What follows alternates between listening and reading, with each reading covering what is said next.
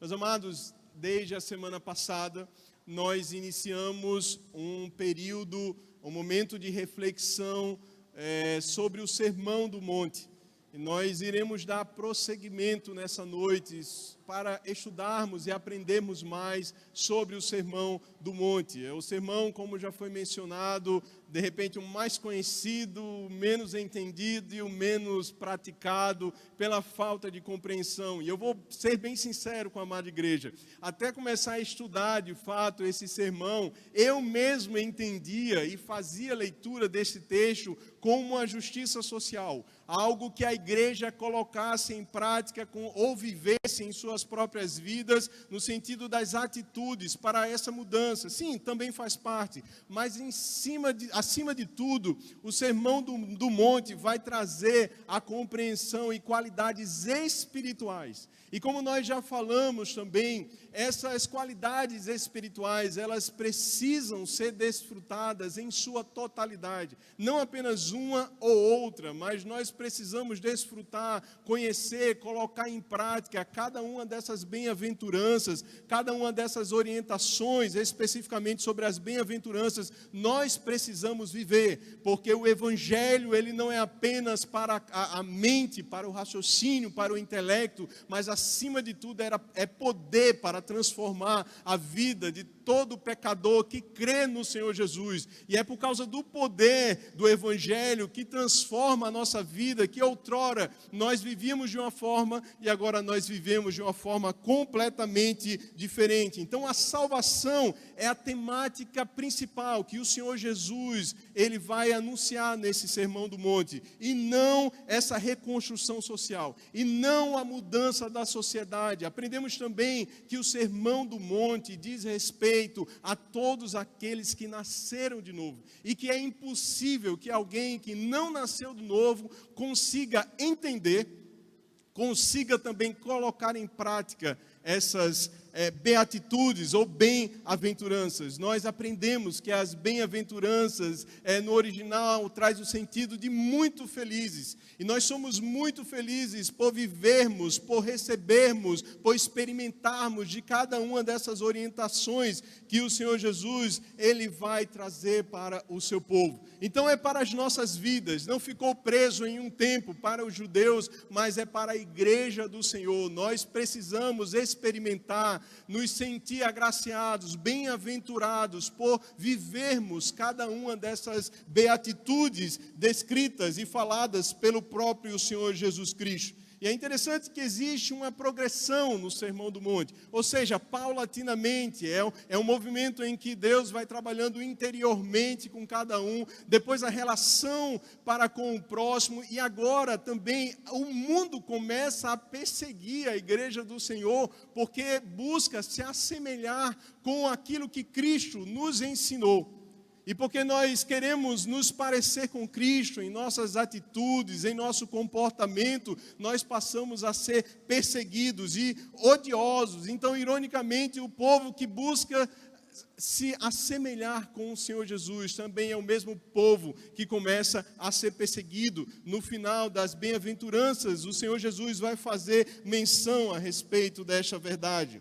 Mas eu gostaria de rapidamente pincelar cada uma das bem-aventuranças, para que nós venhamos lembrar aquilo que foi falado domingo passado, e que nós venhamos fixar esses conceitos e esse entendimento em nossos corações, viver em nome do Senhor Jesus. O Senhor Jesus, ele vai iniciar no versículo 3, afirmando sobre as bem-aventuranças, no capítulo 5 do Evangelho segundo escreveu Mateus. Se você puder abrir a sua Bíblia, nós vamos dar prosseguimento nele hoje. Ele vai falar a respeito, bem-aventurados pobres de espírito. Algumas ou muitas das versões trazem esse pobre de espírito, mas a melhor tradução seria os humildes de espírito. E esses humildes de espírito, muitas vezes, cada uma dessas bem-aventuranças, nós queremos trazer para a nossa natureza ou para a nossa realidade, quando na verdade trazem qualidades espirituais, como já foi falado. Então, os humildes de espírito são aqueles que reconhecem que não podem fazer absolutamente nada sem a assistência divina. Nós não conseguimos fazer nada se não for ao Senhor. Se não for o Senhor nos sustentando, nos conduzindo, nós somos incapazes de realizar qualquer obra, de obedecer a palavra do Senhor. Bem-aventurados. Como consequência, a bênção que eles recebem, porque deles é o reino dos céus. Nosso é o reino dos céus. Nós pertencemos ao Senhor. Os humildes de coração são aqueles que entendem a sua incapacidade, a sua falta de condições diante de um Deus, de um Pai tão grande. A segunda beatitude, bem-aventurado os que choram. E aí nós geralmente somos tendenciosos a pensar, bom, eu sou uma pessoa quebrantada, porque um coração quebrantado o Senhor não rejeita, não despreza, mas aqui ele não está falando desse emocionalismo, desse momento em que nós estamos chorando de dores ou dos sofrimentos, mas está falando quando nós nos quebrantamos com relação aos nossos pecados. Quando nós pecamos contra o Senhor e nós nos sentimos entristecidos pelo Espírito Santo, e não só a tristeza pelos nossos pecados, mas também o pecado da humanidade. O mundo está caminhando progressivamente, intensivamente para a realização das suas próprias vontades. Desagradando e entristecendo a Deus, cada um de nós deveríamos nos colocar como intercessores, porque pessoas estão caminhando cada vez mais a passos largos para o inferno. Bem-aventurados que choram, como recompensa de cada um dos que choram pelos seus próprios pecados, daqueles que choram pelos pecados da humanidade, a recompensa é que eles serão consolados. Esse consolo nós recebemos através do Consolador, o Espírito Santo, que se apresenta diante do Pai e que intercede junto a Ele quando nós nem sequer sabemos orar como convém. Nós temos o Consolador, amém? E tem o Consolador, o Paráclito, habitando em cada um de nós. A terceira pessoa da Trindade habita em cada um de nós, serão consolados. Bem-aventurados os mansos. Os mansos não são aqueles que são equilibrados, não são aqueles também que conseguem esboçar algum tipo de habilidade ao lidar com situações de conflito, mas são aqueles que se humilham diante de Deus e declaram a sua total dependência, assim como aqueles que são humildes, dependentes. Qual é a consequência? Qual é o benefício daqueles que são mansos? Eles herdarão a terra. E essa terra, alguns comentaristas vão falar do novo céu e da nova terra. Eles herdarão aquele novo tempo, no tempo vindouro, em que nós estaremos face a face com o Senhor. E nós iremos experimentar dessa nova etapa da história, que o mundo não conhece, que para o mundo não faz sentido aquilo que nós pregamos, mas que a palavra do Senhor nos declara e nos afirma. E por isso nós também somos bem-aventurados. Nós somos muito felizes, porque nós temos a convicção, nós estaremos naquele grande dia, em um novo tempo, onde não haverá choro, onde não haverá sofrimento, onde não haverá problemas outros que tirem a nossa alegria, porque nós desfrutaremos da comunhão com o Senhor Jesus. Bem-aventurado os que têm fome e sede de justiça. São todos aqueles que anseiam por ver de forma o triunfo final de Deus sobre o mal e o seu reino estabelecido aqui na terra. E não apenas ver esse plano salvífico completado visivelmente, a justiça de Deus sendo completada, mas também que buscam em suas próprias vidas viver uma vida de justiça. Uma vida onde as nossas atitudes venham demonstrar que nós, de fato, tivemos um encontro com Cristo. Uma vida que venha demonstrar aonde o doador da vida nos alcançou. E agora nós temos o sentido. Agora nós entendemos. Nós fomos criados com um propósito. E o propósito nós sabemos para glorificar a Deus, para exaltar a esse Deus, vivermos e demonstrarmos em nossas atitudes essa mudança. Não adianta nós levarmos um nome de cristão, não adianta você dizer que está há 10, 15, 20, 30 anos dentro de uma igreja, se nós de fato não representamos, não manifestamos isso em nossas próprias vidas. E como consequência, eles têm fome, logo eles serão fartos. Eles serão fartos da justiça, do amor, da bondade de Deus para com as suas vidas.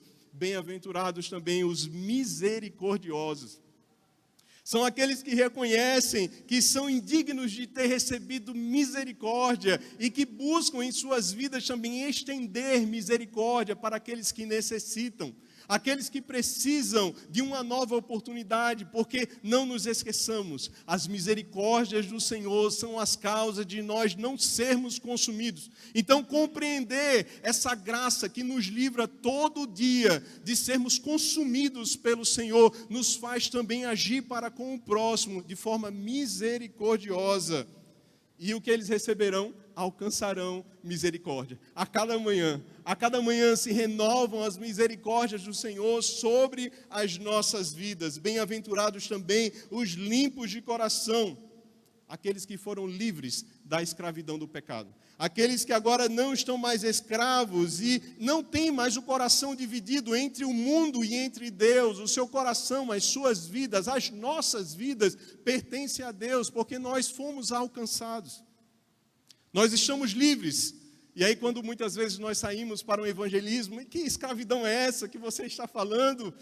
É uma escravidão que nós não vemos fisicamente, mas espiritualmente, trazendo um peso espiritual, embaraçando a vida dos pecadores. Sim, nós permanecemos pecadores, mas agora nós fomos restaurados. Agora existe paz entre nós e Deus, e nós podemos usufruir dessa comunhão. Estamos livres, nós não somos mais dependentes da prática do pecado. Agora nós temos a quem recorrer, e em tempo oportuno o Senhor irá nos trazer também socorro. O que eles receberão, os limpos de coração, eles verão a Deus.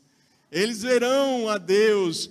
Veja como faz todo sentido nós compreendermos de forma mais precisa as bem-aventuranças. Eles verão a Deus.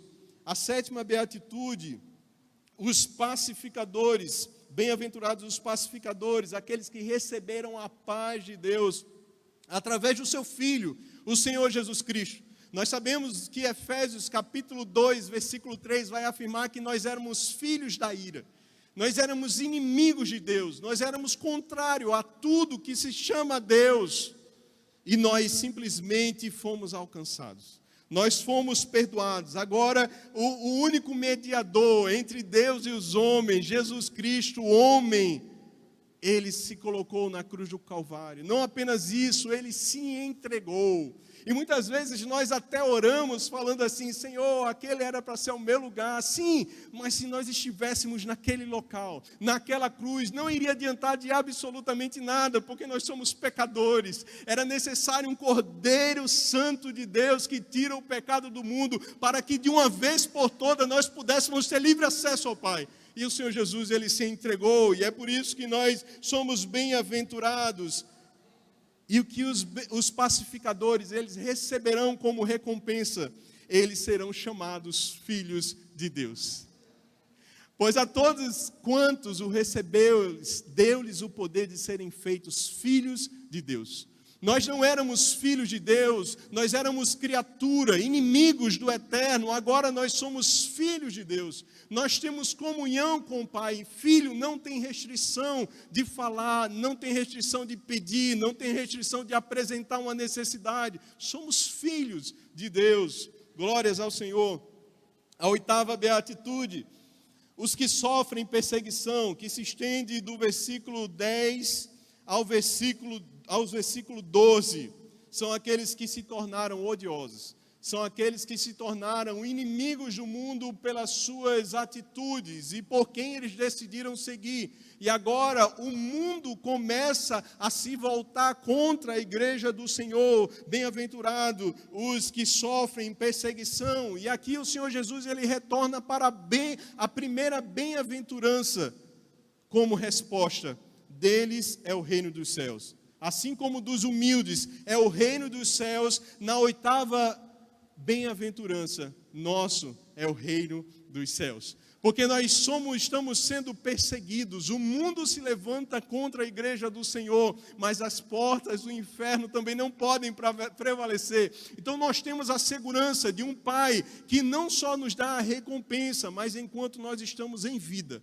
A palavra do Senhor nos afirma que nós reinaremos em vida. E reinar aqui não é uma posição de liderança, não, tem a ver com uma posição espiritual.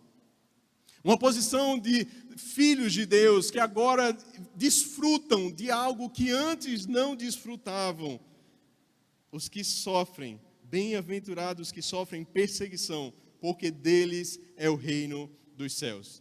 Nesta noite nós gostaríamos de rapidamente compartilhar dos versículos 13 ao versículo 16, no mesmo capítulo.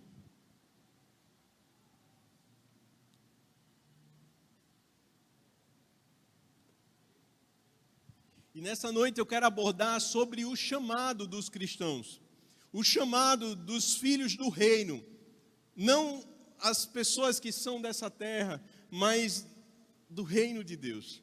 Cada um de nós, diz assim a palavra de Deus: vós sois o sal da terra, mas se o sal perder o sabor, com que há de se salgar? Para nada mais serve, senão para ser lançado fora e pisado pelos homens. Pois sois a luz do mundo. Não se pode esconder uma cidade construída sobre um monte. Nem se acende uma lâmpada e se coloca debaixo de uma vasilha, mas no candelabro. Assim ilumina a todos os que estão na casa. Assim brilhe a vossa luz diante dos homens, para que vejam as vossas boas obras e glorifiquem a vosso Pai que está nos céus. Amém? Mesmo sentados, vamos orar mais uma vez? Pai, te bendizemos pela tua palavra. Muito obrigado. Muito obrigado, Senhor amado, porque a tua palavra nos alimenta, nos alegra, nos sustenta, Senhor, nos mostra o caminho. Então, pela tua infinita misericórdia, ilumina os nossos corações através daquilo que será ministrado em nome do Senhor Jesus.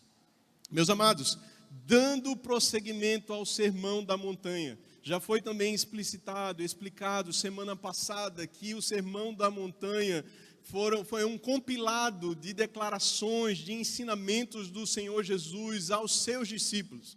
O Senhor, Ele ensinava as multidões e grandes sinais, milagres, prodígios e maravilhas se realizavam, mas aos seus discípulos Ele sempre chamava mais perto e traduzia aquilo que Ele estava querendo ensinar. Então, não necessariamente a sequência de cada uma dessas partes do Sermão do Monte foi um único momento de ensino. É muita informação.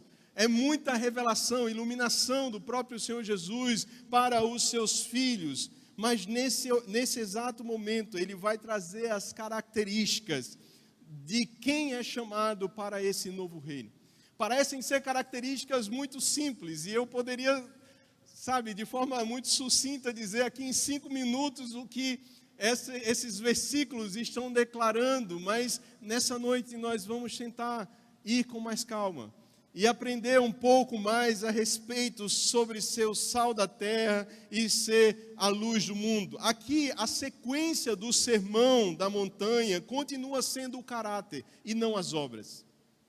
A perspectiva da qual nós lemos, essa continuação, ainda não é aquilo especificamente que eu estou fazendo, mas é uma consequência do Espírito Santo em cada um de nós, que nos ajuda a viver de forma diferente, de forma que o nome do Senhor venha a ser conhecido, engrandecido em nossas vidas. E é interessante que o Senhor Jesus, Ele vai usar aqui 2 metáforas, sal e luz. Sal e luz funcionam em virtude do que são e não do que fazem.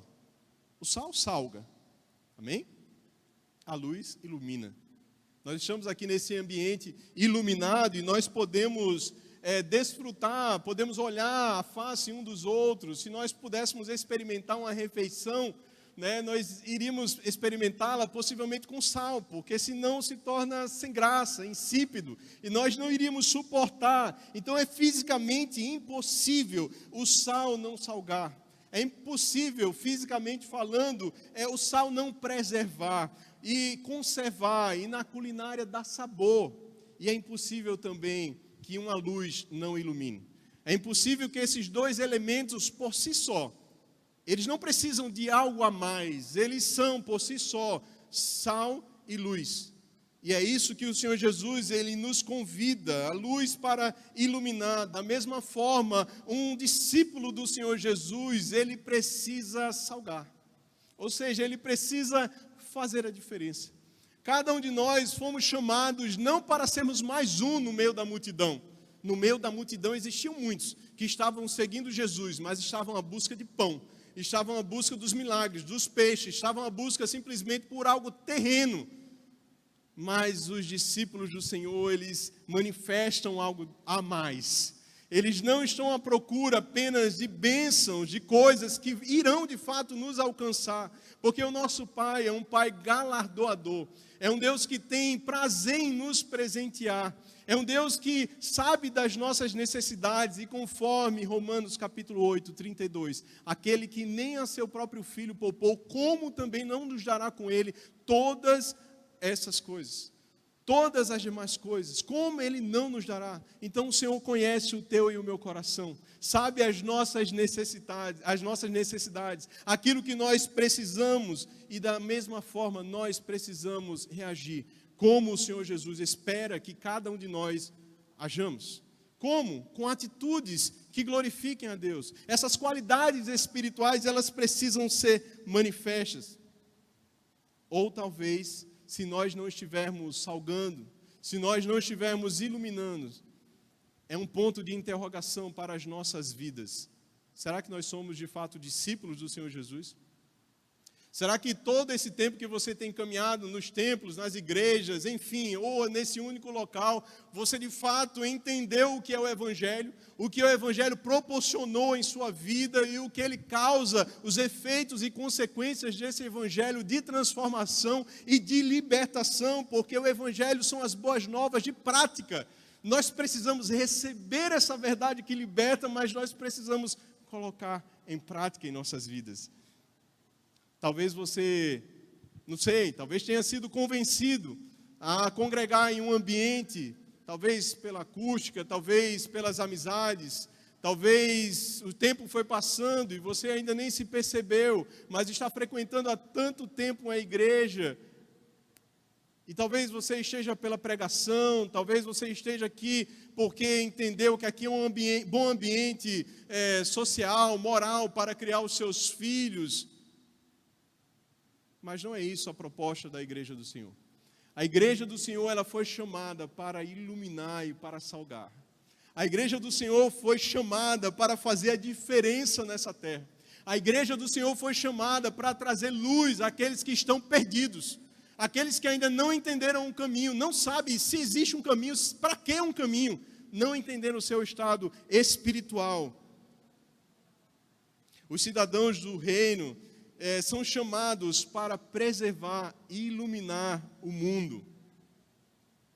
Aquele que veio para salvar a humanidade, ele chamou discípulos. Esses discípulos aqui, eles eram responsáveis por também trazer essa iluminação, essa diferença para a vida e para os corações daqueles que estavam perdidos. É tanto que quando nós vemos o Senhor Jesus preparando, a principal ação do Senhor Jesus aqui na terra, no seu ministério, foi realmente trazer instrução para o coração dos seus discípulos. Foi habilitá-los para que quando ele assunta aos céus, os seus discípulos dessem continuidade. Nós somos discípulos do Senhor Jesus? Nós somos os discípulos do Senhor Jesus, nós precisamos dar continuidade a essas boas novas do reino de Deus. Nós precisamos expressar a salvação para os perdidos e denunciar o pecado que afasta de Deus, daqueles que ainda não compreenderam que necessitam de um Salvador, que necessitam da verdadeira esperança, na verdade da única esperança, que é Cristo em vós, Cristo em cada um de nós, a esperança de uma glória incorruptível, de uma glória que não se compra com prata nem com ouro, mas pelo sangue do Senhor Jesus Cristo. E aqui eu gostaria de fazer menção a respeito de homens que entenderam, alguns, 3 apenas exemplos, de homens que entenderam o que é o reino de Deus e lutaram com todas as suas forças para que o reino de Deus fosse percebido, e para que o pecado fosse denunciado, e para que a situação mudasse, porque eles temiam verdadeiramente a Deus. Primeiro exemplo que eu gostaria de dar nessa noite é o do profeta Elias, descrito no livro de 1 Reis, capítulo 16. Lá nós observamos a história, o relato de Acabe. Acabe, ele se casa com Jezabel. Jezabel começa a implantar o culto a Baal, e Acabe engole. Acabe era um dos reis de Israel, e agora todo o povo de Deus estava também se contaminando, estavam adorando após Baal, e o Senhor se irou grandemente contra o seu povo, porque tudo aquilo que eles tinham visto, ouvido falar dos seus pais, agora eles estavam desprezando, por um Deus feito de pau, feito de pedra, um Deus que não respondia às suas orações, e o Senhor se irou.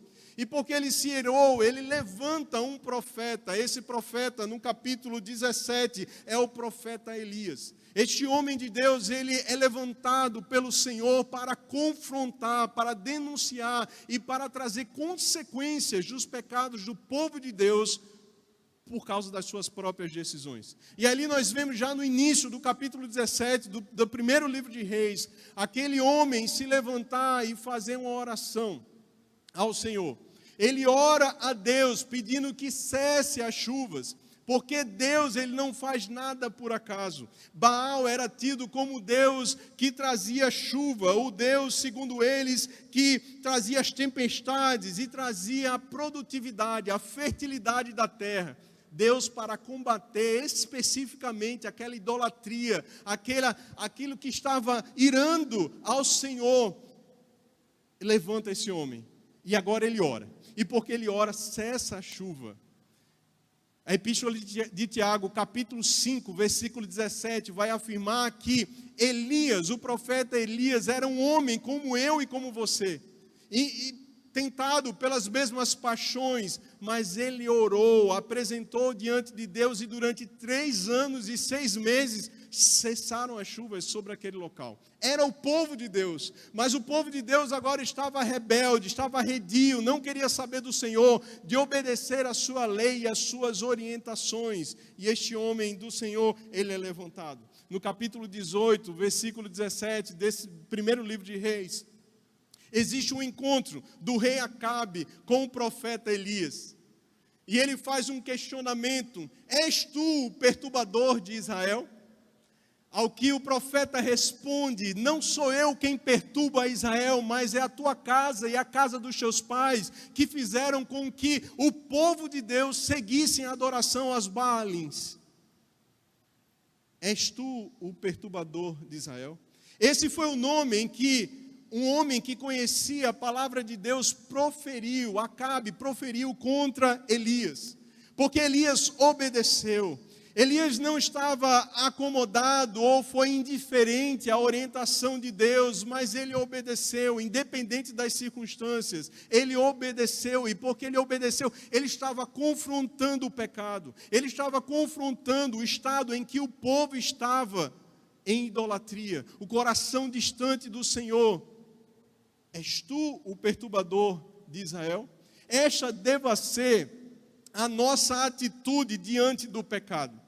Nós devemos nos tornar perturbadores daqueles que estão, e de nós mesmos, que estão escravos, que estão aprisionados. Nós não podemos nos acomodar. Nós não deveríamos simplesmente cruzar os braços, enquanto muitas pessoas, até do nosso lado, estão aprisionadas, estão, caminhando para o inferno.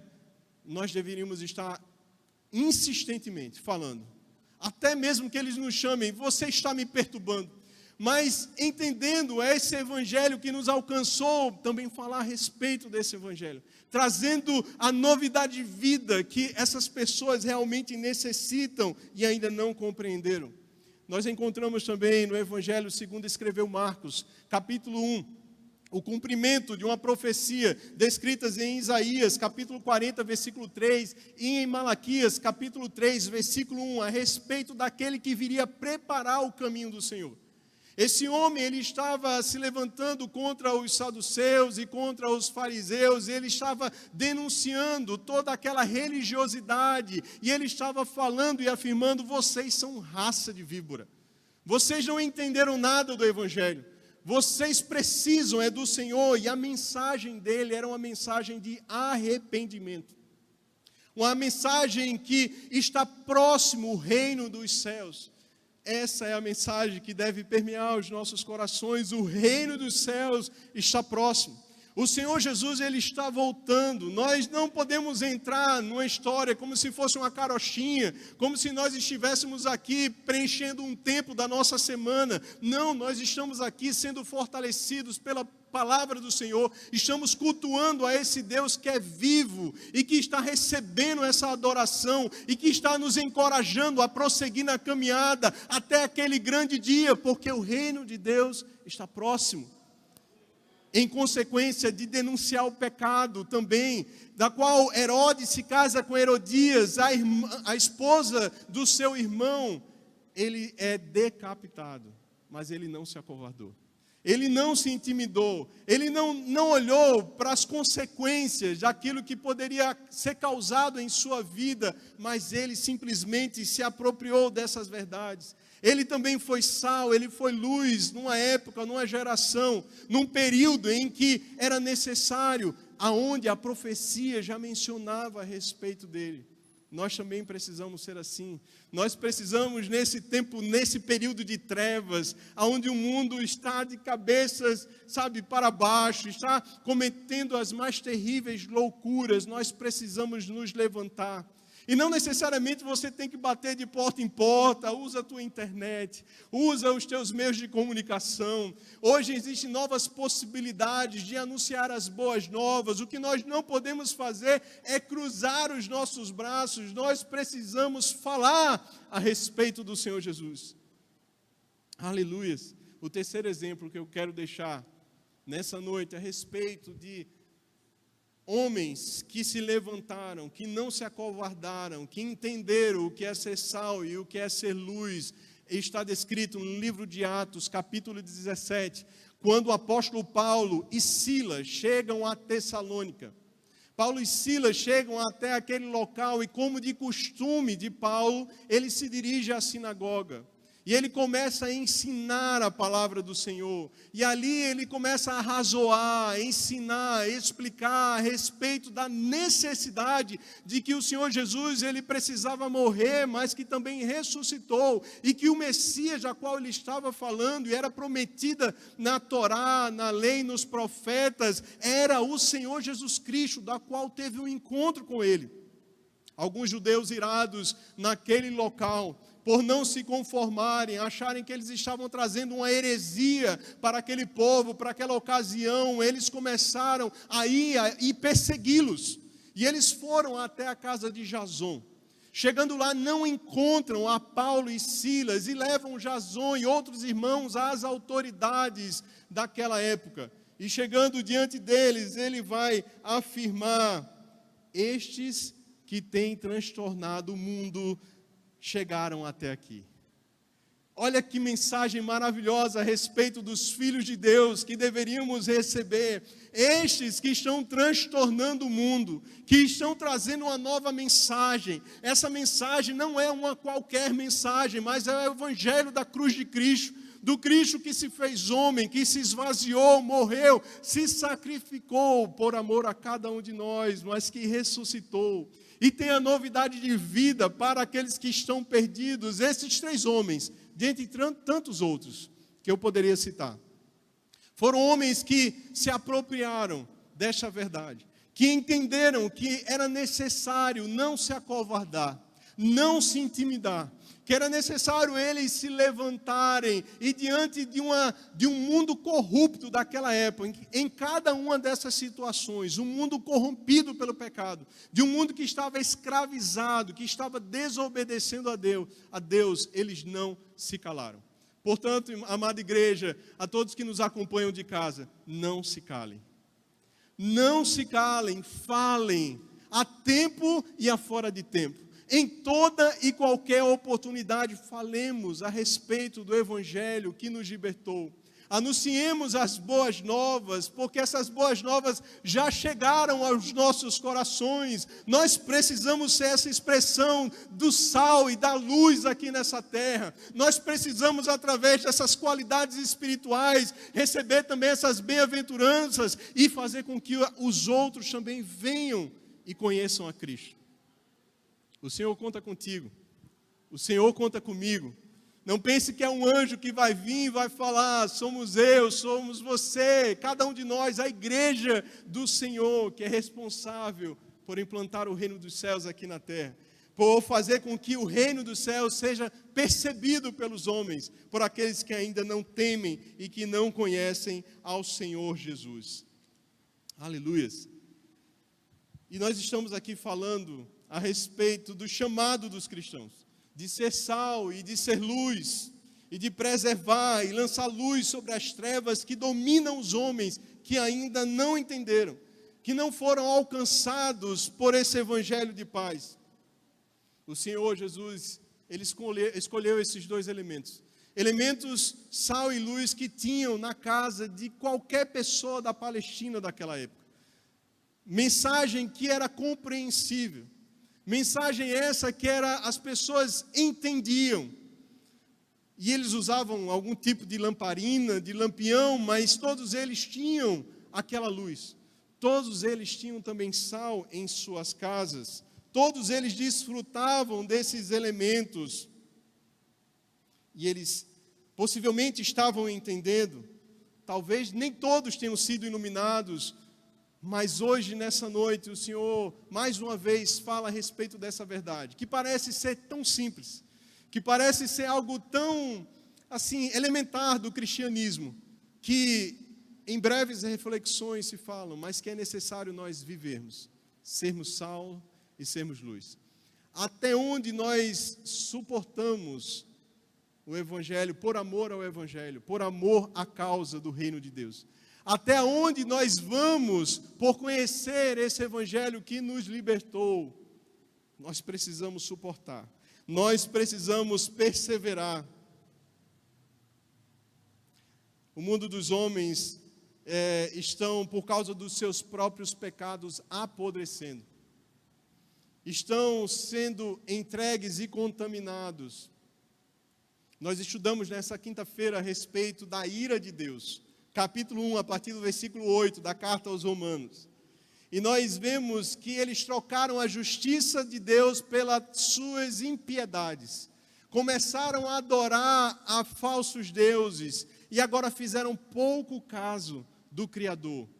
E a palavra de Deus vai afirmar que todos são indesculpáveis aos olhos do Criador, porque através da sua criação, todos compreendem que existe um Deus. Por mais que a criação não possa afirmar, aliás, salvar um pecador, mas denuncia que existe um Criador.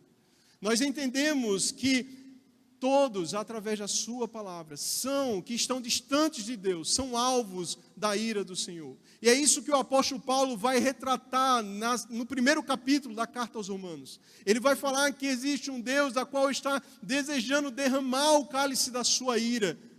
E sabe como ele faz estas coisas? Ele permite que os homens se entreguem às suas próprias paixões, permitem que os homens desenfreadamente possam fazer tudo aquilo que está em seus corações. Nós sabemos que é do coração que procedem as más saídas, toda a concupiscência, a prostituição, a mentira, a lascívia, tudo que existe de mal, não é o que entra que contamina o homem, o Senhor Jesus falou, mas é o que sai dos nossos corações. E o Senhor Jesus e o apóstolo Paulo, afirmando lá na carta aos Romanos, vai falar que Deus os entregou às suas próprias paixões. E nós vemos que eles mudaram o uso natural. E agora as mulheres estavam se corrompendo em relações sexuais. E os homens também, reciprocamente. Porque Deus permitiu. Basta Deus permitir que a humanidade vá, siga, conforme ela quer.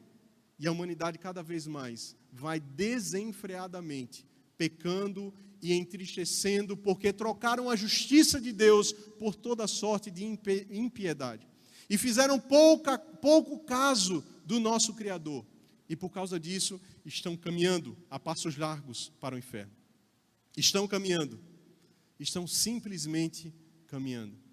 E aí nós podemos até perguntar por que Deus permite que essas coisas aconteçam, se Ele quer que todo homem chegue ao conhecimento do Evangelho de Cristo. E a resposta está na própria carta aos Romanos. Eu vou até abrir para lembrar a respeito do que está escrito lá no capítulo 2. Carta aos Romanos, capítulo 2, versículo 4. Agora, o apóstolo Paulo já está discorrendo a respeito dos judeus. Ele coloca primeiro os gentios, a partir do capítulo 1, versículo 18. No capítulo 2, ele começa também a denunciar os próprios judeus que tinham quebrado a aliança, a lei dos mandamentos. Vocês também são tão pecadores. Vocês que julgam, vocês estão cometendo as mesmas coisas, vocês não deveriam julgar, porque só existe um juiz. E no versículo 4, ele vai afirmar: ou desprezas tu que as riquezas da sua bondade, tolerância e paciência, ignorando que a bondade de Deus te leva ao arrependimento. Deus está permitindo que esse mundo continue caminhando. Dia após dia, pessoas estejam desenfreadamente e não consome-os todos de uma vez com sua ira, porque Ele quer que mais pessoas, os eleitos, aquele que Deus já conhece, que já tem a sua história escrita, que eles também venham ser alcançados pelo Evangelho. E essa é a função da igreja. É porque a igreja está na terra ainda, porque a terra não é consumida. É porque nós estamos aqui na terra, em que tudo não é destruído pela ira do Senhor Jesus, porque nós estamos preservando, porque nós estamos salgando, porque nós estamos fazendo a diferença, porque ainda existem pessoas que necessitam ouvir a palavra de Deus. Mas, meus amados, também o contrário é verdade. E é falado neste mesmo capítulo, quando você vê na sequência, versículo 21 do capítulo 2 da carta aos Romanos: tu, pois, que ensinas o outro, não te ensinas a ti mesmo? Tu que pregas que não se deve furtar, furtas? Tu que dizes que não se deve adulterar, adulteras? Tu que abominas os ídolos, roubas os templos? Tu que te glorias da lei, desonras a Deus pela transgressão da lei? Como está escrito: o nome de Deus é blasfemado entre os gentios por causa de vós. Meus amados, aqui não é mencionado, mas com certeza, ai daqueles por quem o nome de Cristo é blasfemado entre os ímpios.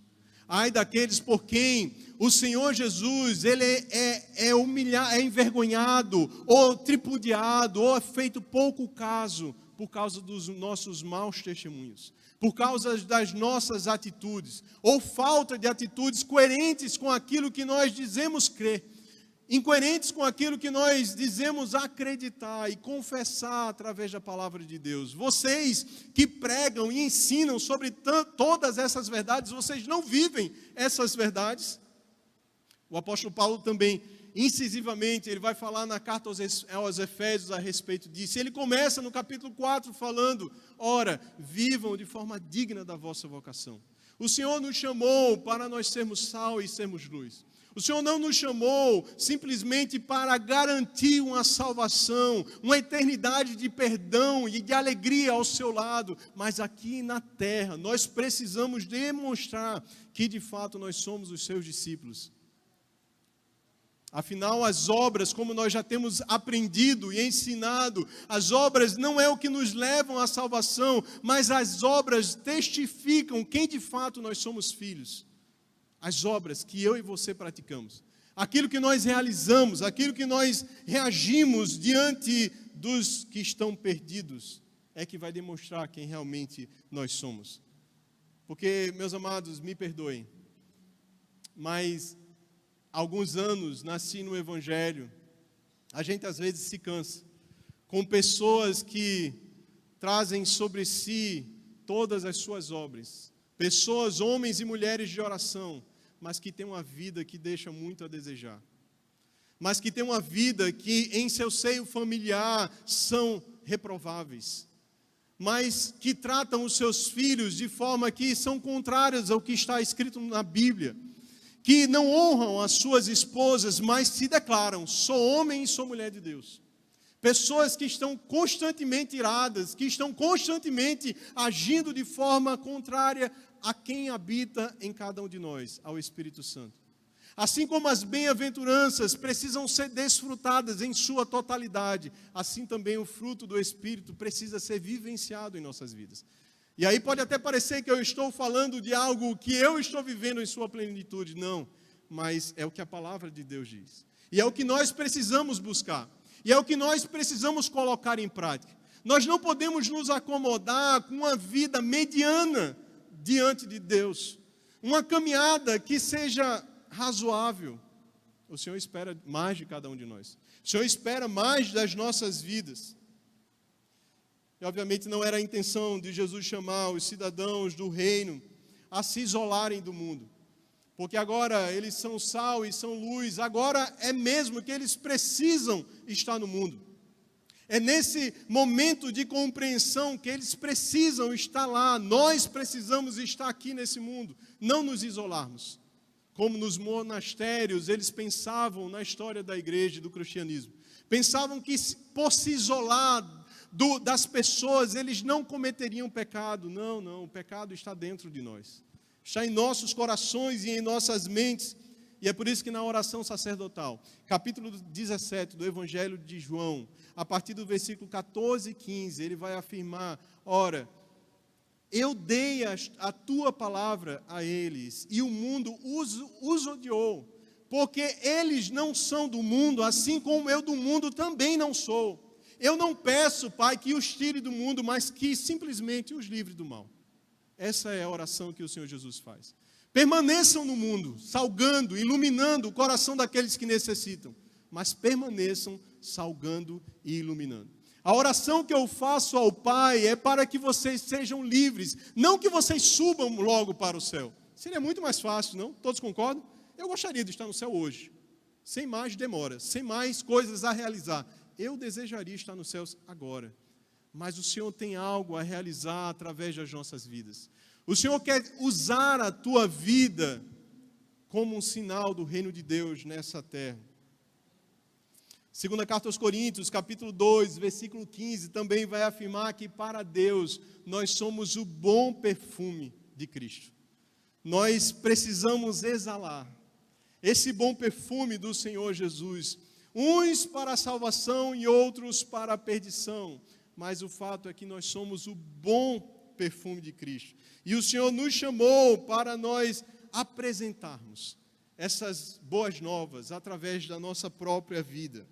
Ainda que de fato o sal, meus amados e amadas irmãs, o sal de fato não deixe de ser salgado, fisicamente falando. Ele pode, contudo, como o pó salgado que se forma no Mar Morto, ele pode se poluir, ele pode se contaminar. E assim como a areia da estrada, que não tem nenhum propósito propriamente dito, o sal ele pode se tornar inválido.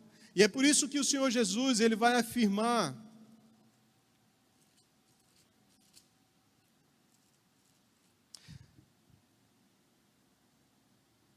mas se o sal perder o sabor, com que há de salgar? Para nada mais serve, senão para ser lançado fora e pisado entre os homens. Se nós não estivermos cumprindo a função pela qual nós fomos criados e chamados para este reino, para que serve o sal? Assim como acontece no Mar Morto, se torna um sal que não é utilizável.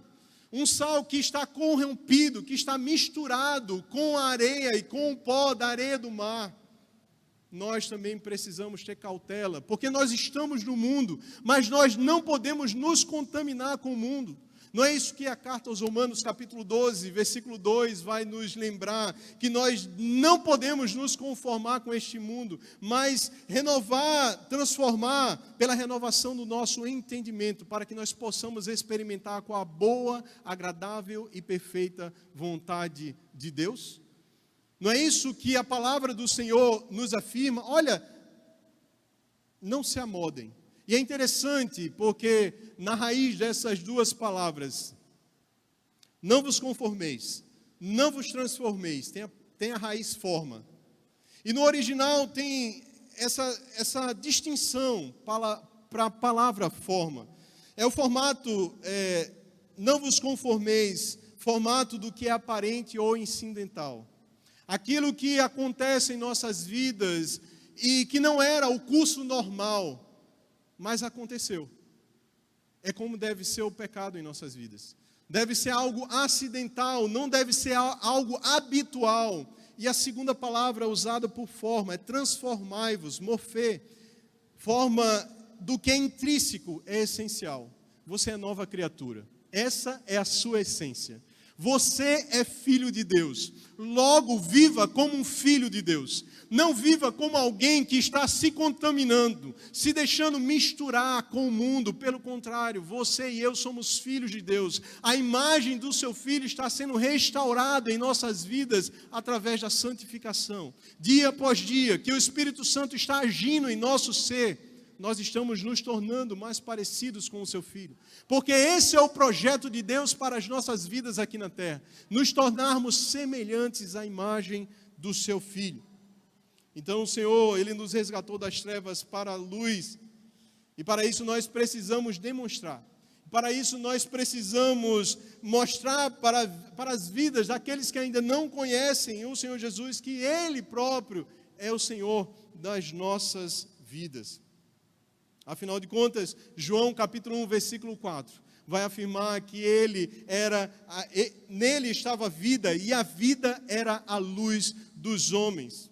Antes nós estávamos em trevas, conforme Efésios 5, 8, que vai afirmar: pois outrora éramos trevas, mas agora sois luz, andais, pois, como filhos da luz. E também em 1 Pedro, capítulo 2, versículo 9, vocês, porém, são geração eleita, sacerdócio real, nação santa, povo exclusivo de Deus. Para quê? Para anunciar as grandezas daquele que nos chamou das trevas para a sua maravilhosa luz. Nós somos o povo da luz, nós não somos o povo das trevas. Quando nós nos aproximamos da luz, nós vemos os nossos pecados, as nossas imperfeições, as nossas limitações, mas ao mesmo tempo nós estamos buscando nos separar, afastar de tudo aquilo que desagrada a Deus, porque nós fomos chamados para a luz. E aqui fora, ou às vezes aqui dentro, existem inúmeras pessoas que ainda estão em trevas, que estão totalmente embaraçadas e perdidas, e estão sem entender, e é a igreja do Senhor quem precisa ser esse agente de transformação, esse agente de sinal, para que venha salgar, para que venha iluminar, para que venha trazer a compreensão daqueles que ainda não entenderam. E essa luz, o que é interessante que o Senhor Jesus vai falar, é uma luz que não deve estar posicionada em qualquer lugar, mas em locais estratégicos, livre de qualquer bloqueio. Versículo 15, nem se acende uma lâmpada e se coloca debaixo de uma vasilha, mas no candelabro, assim ilumina todos os que estão na casa. As pessoas precisam perceber. As pessoas precisam enxergar.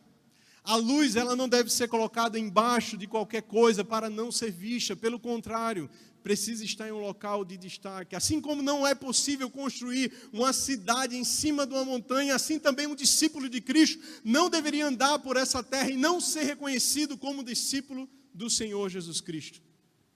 E esse é um chamado, uma exortação do próprio Cristo às nossas vidas. Nós precisamos, a todo tempo, em qualquer local, sermos luz e sermos sal. E tudo isso, meus amados, com um único objetivo: O objetivo está descrito, e aqui eu concluo a reflexão dessa noite. O objetivo está no versículo 16. Para que ser sal? Para que ser luz? Assim brilha a vossa luz diante dos homens, para que vejam as vossas boas obras e glorifiquem o vosso Pai que está nos céus. Aquilo que nós fazemos de bom, nós sabemos que do alto nos é dado, porque nós não temos absolutamente nada de bom em nós mesmos. E necessariamente aquilo que nós fazemos deve atrair a atenção das pessoas para que glorifiquem a Deus. As nossas boas obras devem sinalizar que nós temos um Pai, que é o Rei, que governa sobre todas as coisas. E que nós pertencemos a um reino, esse reino que não é deste mundo, um reino que já está dentro de nós, como o próprio Senhor Jesus afirma, um reino da qual nós desfrutamos e fazemos parte, para que a glória de Deus venha ser manifesta entre os ímpios, entre aqueles que ainda não confessaram e não reconheceram ao Senhor Jesus. Esse é o chamado de Deus para os seus discípulos, para os filhos do reino de Deus. Sejam sal e sejam luz.